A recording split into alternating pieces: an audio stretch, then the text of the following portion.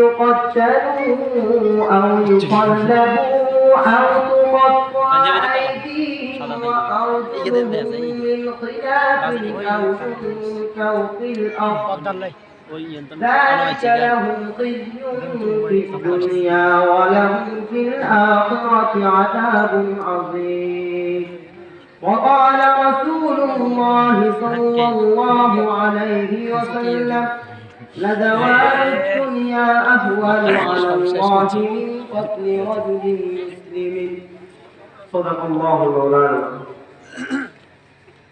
অতকার আয়োজিত আল্লাহ পাক রব্বুল আলামিনের দরবারে লাখ কোটি শুকর যে আল্লাহ পাক রব্বুল আলামিন আমায় আপনায় তিনার এই কবুলিয়তি মজমায়ে মজলিসে মাহফিলে ওলামা সালার সামনে আসাতেজায়ে কেরামের সামনে আমার মতো ছোটখাটো মানুষকে আপনাদের সম্মুখে কিছুক্ষণ কথা বলার তৌফিক দান করেছেন। আমাদেরকে এখানে বসার এখান থেকে এখানে এলেন শিকার তৌফিক দান করেছেন। এই জন্য সবাই কালিমাতুশ শুকর আদায় করি আলহামদুলিল্লাহ আলহামদুলিল্লাহ। মুহতারাম হাজিরিন, বর্তমান ফিতনা ফাসাদের সময়ে জালিম সন্ত্রাস নাস্তিক বেঈমানদের কুমন্ত্রণা খুব বেশি।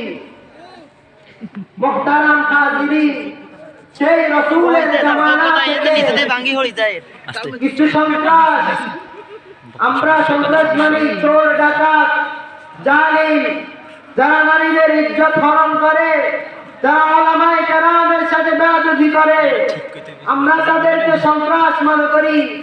যারা ইসলামের সাথে গাদ্দারি করে, যারা আল্লাহর কোরআনের সাথে গাদ্দারি করে, যারা আল্লাহ পাক এবং রাসূলের শানে গাদ্দারি করে, মুহতারাম হাজিরিন, স্পষ্ট ভাষায় বলে দিই, সেই রাসূলের জামানায় রাসূল 23.5 বছর পর্যন্ত এই সন্ত্রাস জালিম নাস্তিকদের বিরুদ্ধে রাসূল লড়াই করে গিয়েছেন।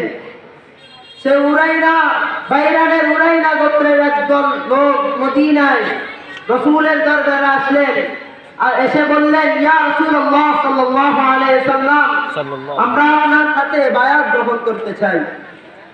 রাসূল সাল্লাল্লাহু আলাইহি সাল্লাম তাদেরকে মুসলমান বানালেন। মুসলমান হওয়ার পরে তারা মদিনায় কিছুদিন ছিল, থাকার পরে তারা রাসূলকে সুপারিশ করলো, ইয়া রাসূলুল্লাহ সাল্লাল্লাহু আলাইহি সাল্লাম, আমরা তো মদিনায় থাকতে থাকতে আমাদের পেটের ক্ষুধার প্রেরণা অনেক বেশি বেড়ে গেছে, আমরা আর মদিনায় থাকতে চাই না, আমাদেরকে অন্য কোনো জায়গার ব্যবস্থা করে দিন। রাসূল পাক সাল্লাল্লাহু আলাইহি ওয়াসাল্লাম বলেছেন, ঠিক আছে, তোমরা মক্কার বাহিরে কিছু রাখাল আছে তাদের কাছে যাও, সেখানে থাকবে, ওট খাবে, ওটের পেশাব খাবে, তাহলে তোমাদের রোগ দূর হতে পারে। সেখানে তারা যাওয়ার পরে, এগুলা খাওয়ার পরে, মুক্ত আকাশে চলার পরে গাদ্দারে পরিণত হলো। আলো বাড়েন না এই কারণে।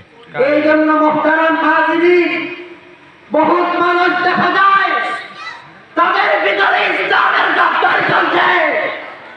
তারা আপনার কাছে যখন তার কিছু নেই আপনার কাছে আসবে, এসে বলবে, আমার ভাই আমাকে এটা দাও, আমাকে সেটা দাও।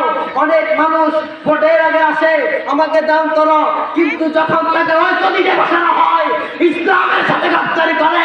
স্পষ্ট ভাষায় বলে দিচ্ছি, আমার নবীর দেশে, ইসলামের দেশে, উলামায়ে কেরামের দেশে, আল্লামা আহমদ শফীর দেশে যারা উলামায়ে কেরামের সাথে গাদ্দারি করবে তাদের ছাড় হবে না। মুহতারাম হাজিরিন, রাসূল কারীম কোরআন পাকের মধ্যে স্পষ্ট ভাষায় বলে দিয়েছেন, হাদিসের মধ্যে বলেছেন, লাযাওয়ালুদ দুনিয়া হুয়া আলাল্লাহি মিন কতলি রাজুলিন মুসলিমিন, কোন মুসলমানকে হত্যা করার চেয়ে ধ্বংস হয়ে যাওয়া আল্লাহ তাআলার নিকট অতি নগণ্য।